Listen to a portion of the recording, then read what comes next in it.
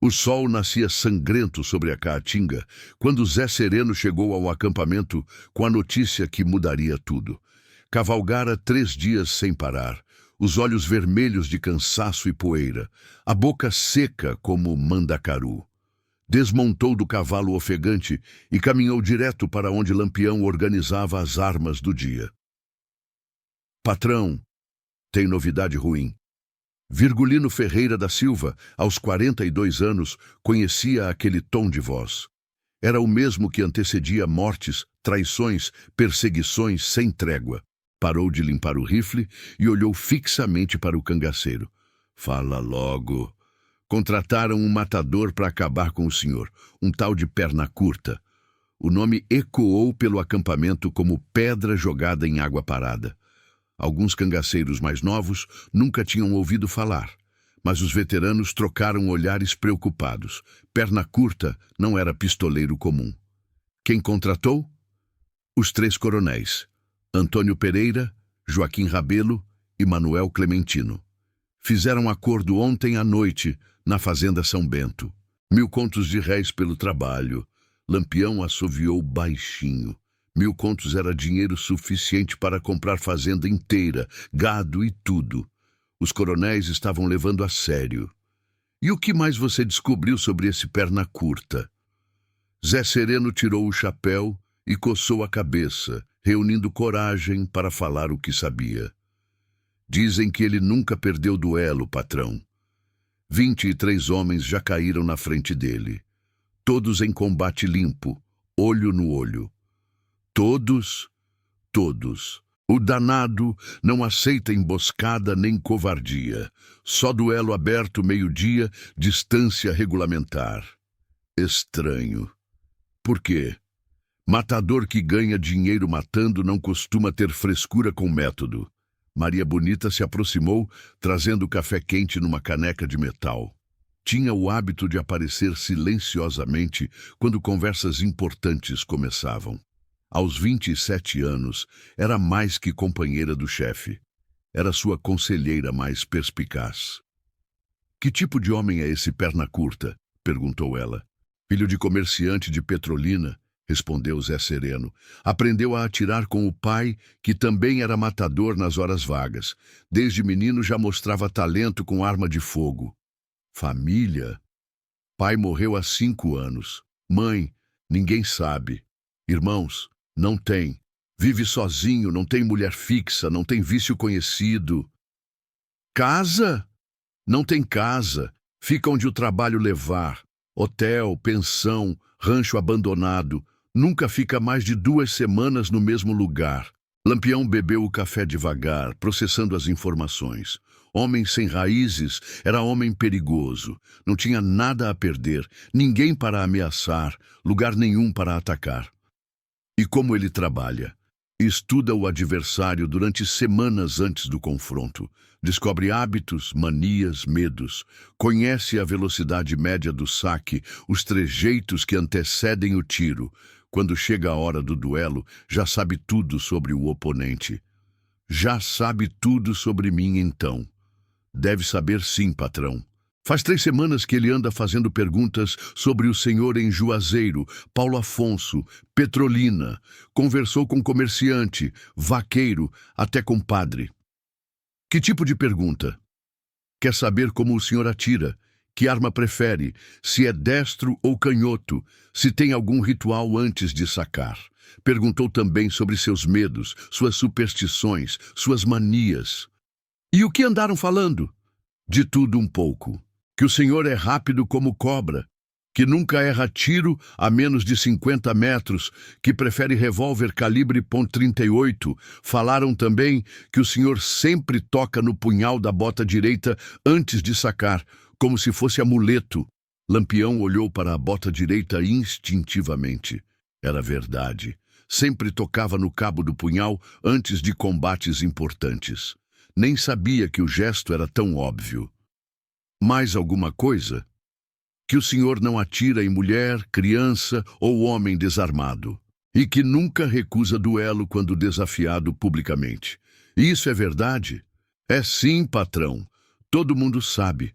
Lampião terminou o café e ficou em silêncio por alguns minutos. Perna Curta havia feito o trabalho de casa. Conhecia suas armas, seus hábitos, suas fraquezas morais. Era metodologia de caçador profissional. Quando ele quer o confronto? Mandou recado dizendo que vai procurar o senhor na próxima segunda-feira, na fazenda Pedra Branca, 12h em ponto. Se o senhor aceitar, apareça sozinho. Se não aceitar, ele vai caçar o senhor do mesmo jeito. Caçar como? Não disse. Mas pelo jeito, não vai ser duelo limpo. Lampião se levantou e caminhou até a borda do acampamento. Dali, podia ver o rio São Francisco serpenteando entre as colinas secas e, além dele, a vastidão do sertão, que conhecia melhor que as linhas da própria mão. Durante 15 anos havia sido rei absoluto daquele território. Ninguém se movia sem sua permissão, ninguém fazia negócio sem pagar tributo, ninguém o desafiava sem sofrer consequências. Mas agora aparecia um desconhecido, disposto a quebrar todas as regras. Maria, que você acha? Acho que o homem é perigoso, mas acho também que você não tem escolha. Por quê? Porque se você recusar o duelo, vão dizer que Lampião teve medo. E se você aceitar, pode ser que morra. Qualquer opção é ruim. A menos que eu mate ele primeiro. Exato. Lampião voltou para o grupo reunido ao redor da fogueira. 20 homens o observavam, esperando decisão. Alguns veteranos como Antônio e Luiz Pedro, que o seguiam há 10 anos. Outros, mais novos, que haviam se juntado ao bando, atraídos pela fama e pela aventura. Todos dependiam de suas escolhas para continuar vivos. Vou aceitar o duelo, disse finalmente. Patrão, começou Antônio. Já decidi. Vou enfrentar esse Perna Curta na segunda-feira. E se for armadilha? Aí vocês me vingam, mas vai ser duelo limpo. Como sabe? Porque homem que tem fama de nunca perder duelo não precisa de trapaça para vencer. Zé Sereno parecia incomodado com alguma coisa. Tem mais uma informação, patrão. Qual? O povo anda dizendo que o Perna Curta usa truques. Nada desonesto, mas... truques. Que tipo? Psicológicos. Ele estuda as manias do adversário e usa contra ele na hora do confronto. Faz o sujeito perder a concentração, ficar nervoso, cometer erro. Exemplo? Teve um duelo famoso em Juazeiro contra um jagunço chamado Zé do Cariri. O Perna Curta descobriu que o homem sempre piscava 3 vezes antes de sacar. Na hora da contagem, bem no 3, ele gritou, "Cuidado com a cobra!" O Zé do Cariri olhou para o chão instintivamente, piscou 3 vezes por reflexo e quando levantou a cabeça já tinha bala no peito. Isso é trapaça? Tecnicamente não, mas é covardia disfarçada.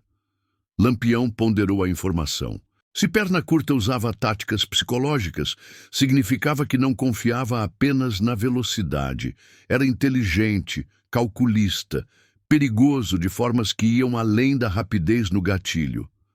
Antônio, você já enfrentou o homem assim? Já. Matador que usa a cabeça junto com a mão é o tipo mais difícil de vencer, porque você nunca sabe o que esperar. E como venceu? Não joguei o jogo dele. Mudei as regras na última hora. Mano, como? Em vez de duelar no horário marcado, apareci 2 horas antes e atirei pelas costas. Mas aí não foi duelo. Não foi. Foi sobrevivência. Maria Bonita balançou a cabeça discordando. Virgulino não pode fazer isso. Ia estragar a reputação dele. No sertão, palavra vale mais que ouro. E de que adianta reputação de morto? De que adianta vida sem honra? A discussão estava chegando ao ponto delicado que sempre dividia o bando, até onde era possível ir para sobreviver sem perder o respeito próprio e alheio. Lampião havia construído sua lenda tanto na base das balas quanto na base da palavra empenhada. Se começasse a usar métodos desonestos, perderia o que o diferenciava dos jagunços comuns. Vou enfrentar ele limpo, decidiu. Mas vou estudar maneiras de virar o jogo na minha favor. Como? Descobrindo os truques que ele usa e preparando alguns próprios. O resto da semana passou voando. Lampião mandou Zé Sereno e 2 outros cangaceiros investigarem tudo sobre perna curta. Queriam saber detalhes dos duelos anteriores, métodos usados, padrões de comportamento. Se o pistoleiro estudava adversários, era justo que fosse estudado também. As informações que voltaram eram perturbadoras. Perna curta não apenas analisava aspectos técnicos, investigava a vida pessoal dos oponentes, descobria amores, ódios, medos profundos, traumas de infância. Usava todo tipo de informação para desestabilizar psicologicamente o adversário. Contra Manoel da Serra, famoso pistoleiro de Caruaru, havia descoberto que o homem tinha medo patológico de cobra desde criança.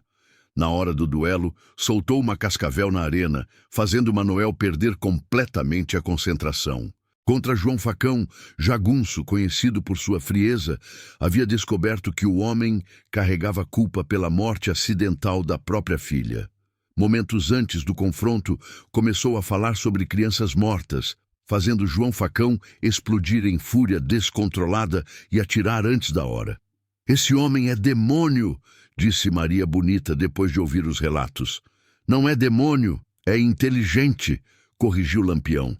"E isso o torna mais perigoso que qualquer demônio. O que você vai fazer?" "Vou preparar algumas surpresas para ele."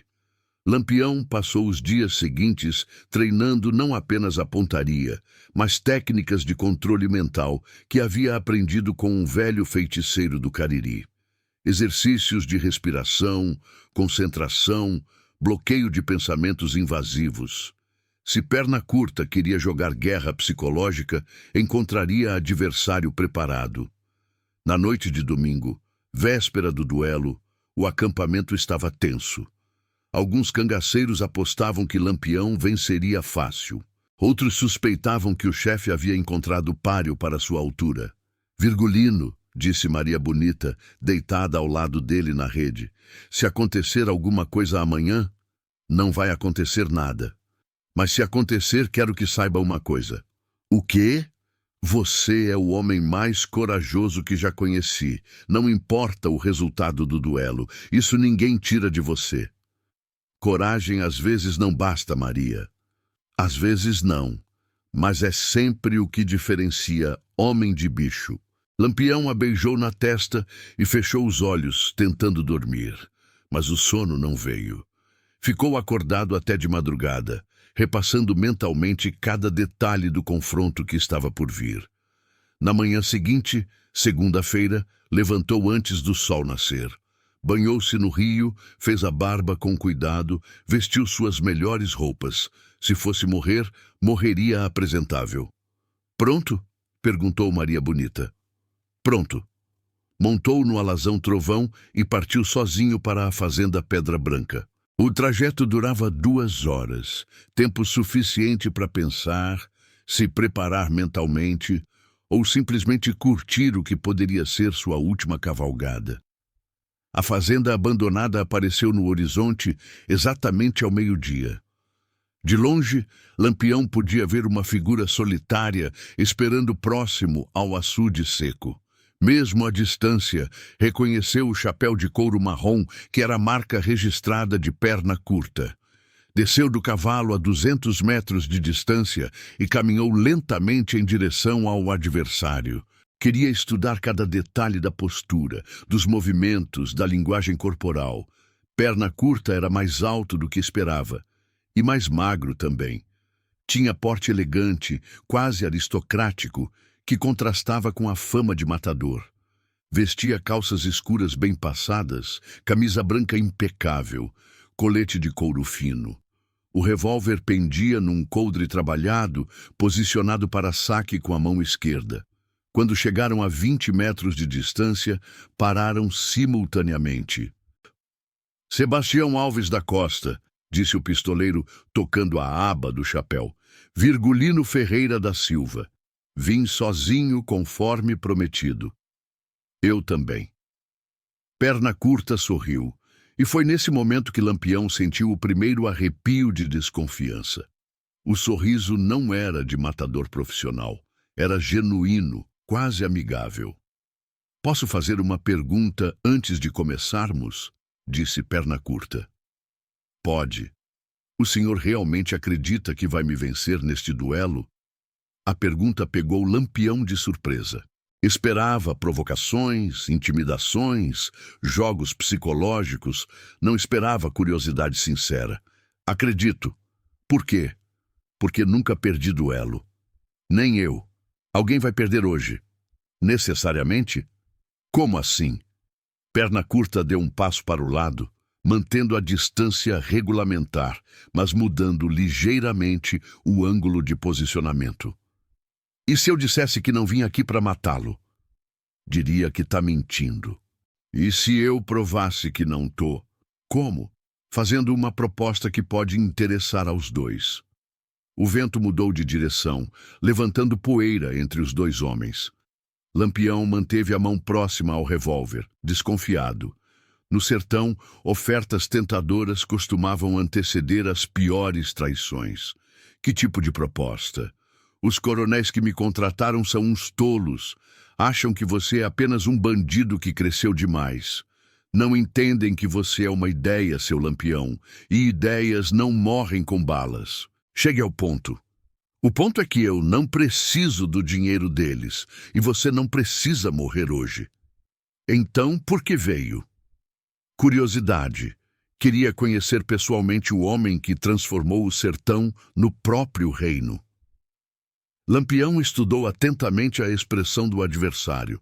Havia sinceridade naquelas palavras, mas também havia algo mais. Alguma coisa que o pistoleiro não estava revelando. "E agora que me conheceu? Agora posso fazer minha proposta real." "Qual?" Perna Curta tirou o chapéu da cabeça e o segurou na mão esquerda. Era gesto aparentemente casual, mas Lampião reconheceu a tática. Melhorava a visão periférica e eliminava sombras sobre os olhos. "Que tal se, em vez de nos matarmos, dessemos uma lição nesses coronéis que nos subestimam?" "Como?" "Simulando sua morte. Eu levo uma prova falsa para os coronéis, eles pagam o combinado e você fica livre para atacar as propriedades deles quando quiser. Vão descobrir que foram enganados quando for tarde demais." A proposta era inteligente, elaborada, potencialmente muito vantajosa. Mas também era estranha demais para ser verdadeira. "Por que você faria isso?"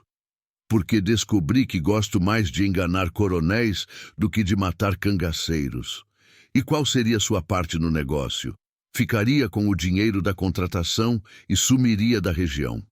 Vocês nunca mais veriam minha cara." "Simples assim?" "Simples assim." Lampião ponderou a oferta rapidamente. Era arriscada, mas tentadora. Se funcionasse, ganharia tempo e liberdade para agir contra os coronéis quando eles menos esperassem. Se fosse trapaça, bem, não estaria pior do que já estava. Como faria a simulação? Perna Curta apontou para uma sacola de couro amarrada na sela de seu cavalo. "Trouxe sangue de porco e pano limpo. A gente simula o tiroteio, você se deita no chão fingindo que morreu, eu molho o pano no sangue e levo como prova. Simples e eficiente. E depois? Depois você espera 2 semanas e volta à ativa. Quando os coronéis descobrirem que foram enganados, já vai ser tarde demais. Por que eu deveria confiar em você? Porque se eu quisesse matá-lo de verdade, já teria feito. Você ficou parado me ouvindo durante 10 minutos. Se eu fosse realmente rápido, como dizem, já teria dado um jeito de virar o jogo." A observação fez sentido. Perna Curta havia tido várias oportunidades de atacar durante a conversa, mas não aproveitara nenhuma. "Tá bem, aceito a proposta." "Perfeito." Perna Curta caminhou até o cavalo e voltou com a sacola prometida. Continha uma garrafa com líquido vermelho escuro e vários pedaços de pano branco. "Primeiro vamos simular o duelo. Nos posicionamos, contamos até 3, sacamos as armas e atiramos para o alto. Depois, você se deita e fica imóvel enquanto eu preparo a prova da sua morte." "Certo." Ambos se posicionaram à distância regulamentar, de frente um para o outro.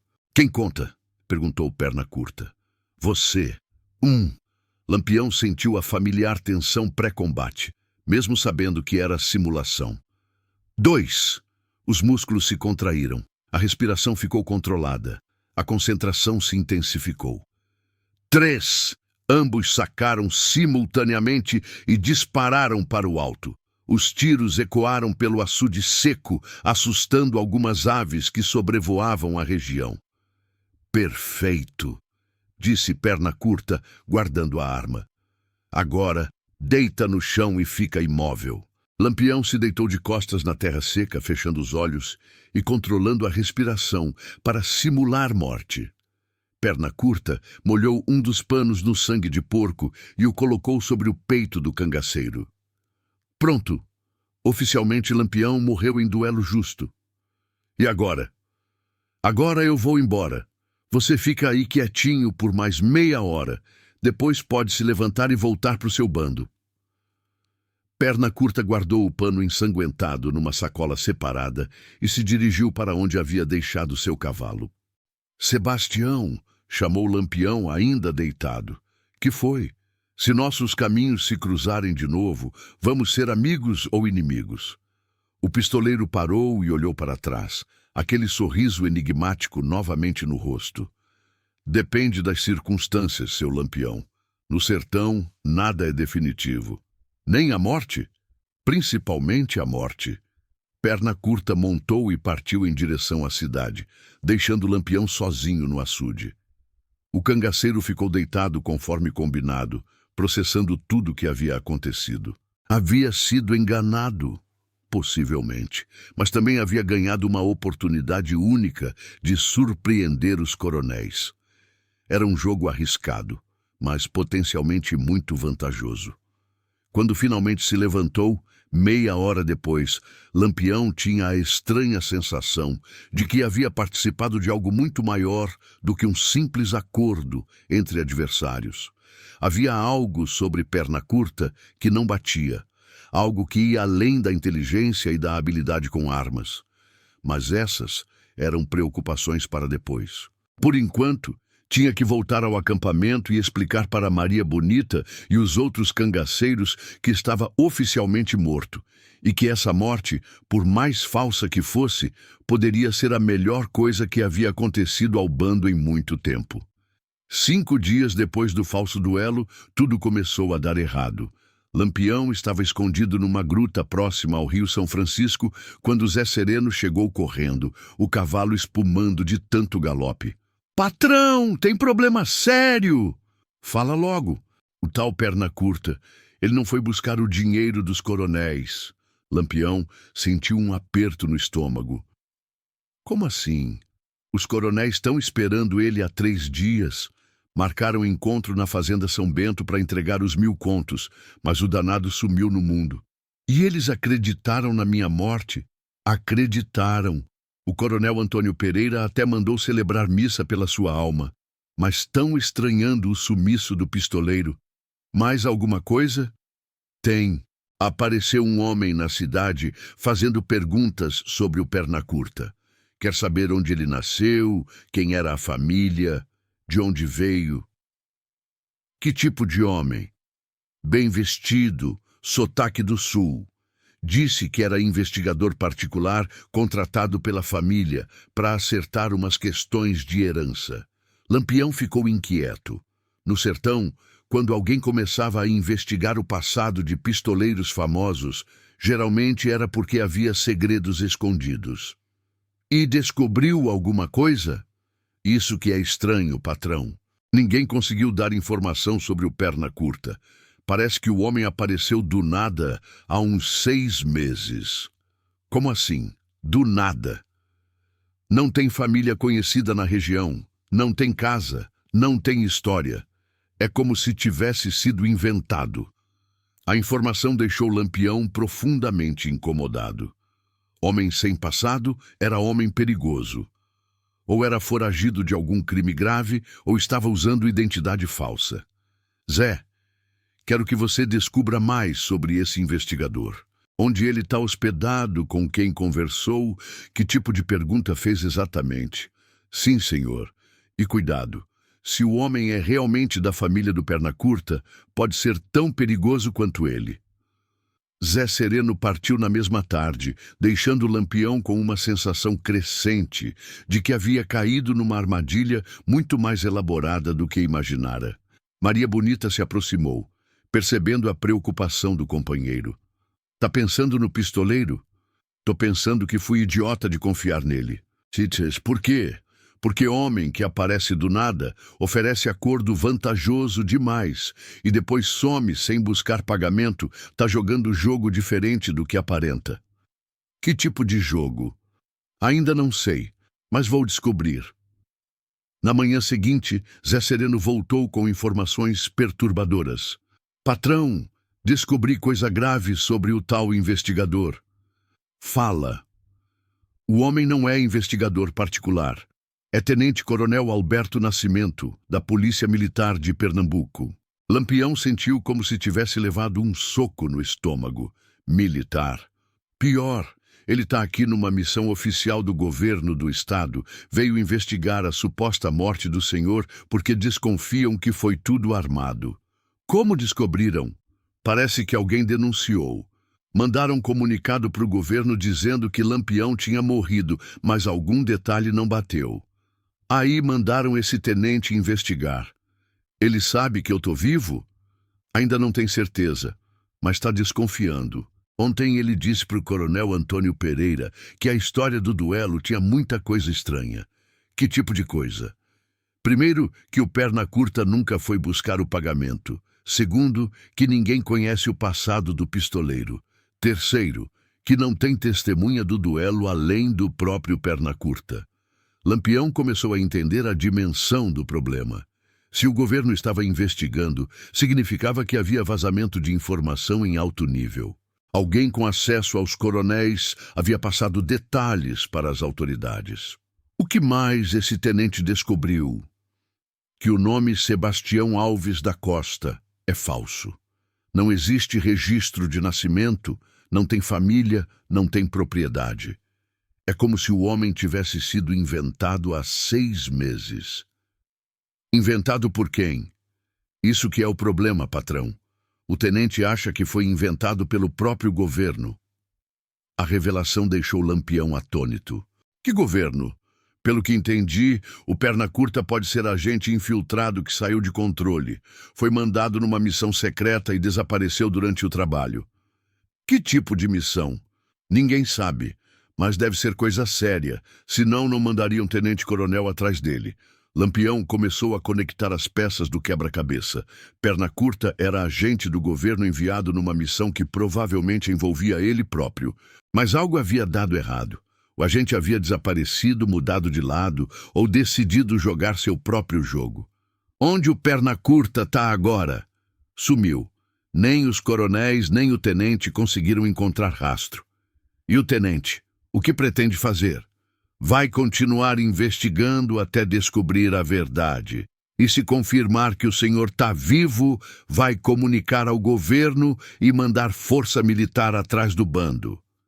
Lampião precisava tomar decisão rápida. Podia tentar eliminar o tenente antes que descobrisse a verdade, mas isso criaria problema político enorme.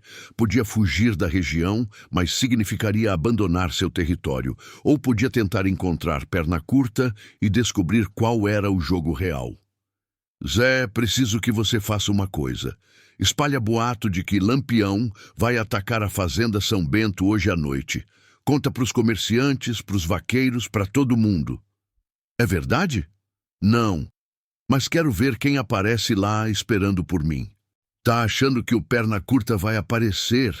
Se ele é realmente agente do governo, não pode deixar eu atacar propriedade importante bem debaixo do nariz do tenente que veio investigá-lo. Era a aposta arriscada, mas Lampião havia chegado à conclusão de que não tinha escolha. Precisava forçar Perna Curta a sair da toca. À noite, escondido numa elevação com vista para a fazenda São Bento, Lampião observou através de um binóculo os movimentos ao redor da propriedade. Como esperava, havia preparação para a emboscada. Homens posicionados em pontos estratégicos, armas brilhando ao luar. Mas havia algo mais. Uma figura solitária montada a cavalo, observando a fazenda de posição similar à sua, do lado oposto do vale. Mesmo à distância e na escuridão, Lampião reconheceu a silhueta inconfundível do chapéu de couro marrom. Perna Curta havia mordido a isca. Lampião desceu da elevação silenciosamente e contornou o vale, aproximando-se da posição do pistoleiro por trás. Levou quase 1 hora para chegar perto, sem ser detectado. Quando estava a uns 50 metros, parou atrás de uma formação rochosa e gritou: Sebastião Alves da Costa, ou seja lá qual for seu nome verdadeiro. A figura no cavalo se virou lentamente, sem pressa, como se estivesse esperando o confronto. Boa noite, seu Lampião. Demorou mais do que eu esperava. Você sabia que eu ia aparecer? Claro. Você é previsível quando fica irritado. Perna Curta desmontou do cavalo e caminhou alguns passos em direção a Lampião, mantendo as mãos visíveis. Então você confirma que é agente do governo? Confirmo. E qual era sua missão real?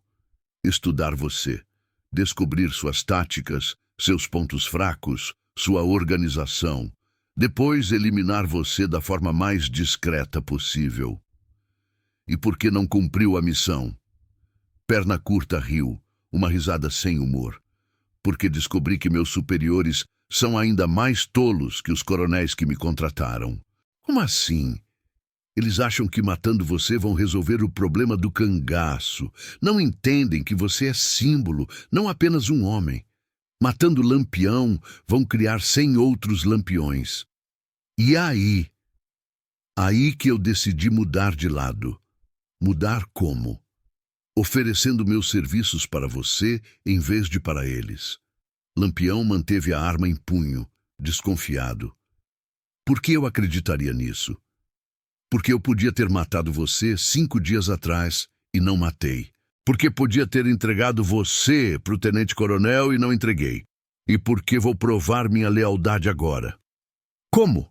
Perna Curta tirou do bolso um envelope lacrado. Isso aqui são os planos completos da operação militar que vem sendo preparada contra você. Nomes dos envolvidos, táticas que vão usar, cronograma de ação. De onde tirou isso? Do quarto do tenente-coronel. Enquanto ele investigava meu passado, eu investigava os planos dele. Lampião pegou o envelope e o abriu rapidamente. O conteúdo era explosivo. Mapas detalhados da região, localização de possíveis esconderijos do bando, lista de informantes, estratégias de cerco e perseguição. Isso aqui é informação militar classificada. E agora está nas suas mãos. Por quê? Porque descobri que prefiro estar do lado de quem luta pela liberdade do que do lado de quem luta pela ordem estabelecida. Lampião estudou atentamente a expressão do pistoleiro. Havia sinceridade naquelas palavras, mas também havia algo mais profundo, alguma motivação pessoal que não estava sendo revelada. Qual é a sua história real, Sebastião? Meu nome verdadeiro é Carlos Eduardo Mendonça. Sou capitão do Exército Nacional, formado na Academia Militar do Rio de Janeiro. Fui designado para a missão especial de infiltração no sertão nordestino. E antes disso? Antes disso, era soldado cumpridor de ordens que acreditava estar servindo ao país. Até descobrir que país que serve os ricos e oprime os pobres não merece ser servido. O que aconteceu para você mudar de opinião? Carlos Eduardo ficou em silêncio por alguns momentos, como se estivesse decidindo quanto da verdade revelar. Participei de operações militares contra trabalhadores rurais em São Paulo. Vi soldados atirando em homens desarmados que só queriam terra para plantar. Vi crianças morrendo de fome enquanto coronéis queimavam colheitas para manter preços altos. E aí? Aí que entendi que estava do lado errado da guerra. Guerra? A guerra entre quem tem tudo e quem não tem nada, entre quem manda e quem obedece, entre quem explora e quem é explorado. A revelação mudou completamente a percepção de Lampião sobre o homem à sua frente. Não era apenas pistoleiro inteligente, nem agente corrupto. Era soldado que havia passado por crise de consciência e decidido trocar de lado. E o que você quer de mim? Quero me juntar ao seu bando. Usar meus conhecimentos militares para ajudar na luta contra os coronéis e contra o governo que os protege. Em troca de quê? De nada além da chance de lutar do lado certo. Lampião ponderou a oferta. Era tentadora, mas também perigosa. Aceitar desertor militar significava escalar o conflito para nível muito mais alto. Não seria mais apenas briga entre cangaceiros e jagunços, mas guerra declarada contra o Estado. E se eu recusar? Aí eu desapareço da região e você nunca mais me vê. Mas vai ter que enfrentar a operação militar sozinho. Que operação? Carlos Eduardo apontou para os papéis nas mãos de Lampião. Tá tudo explicado aí.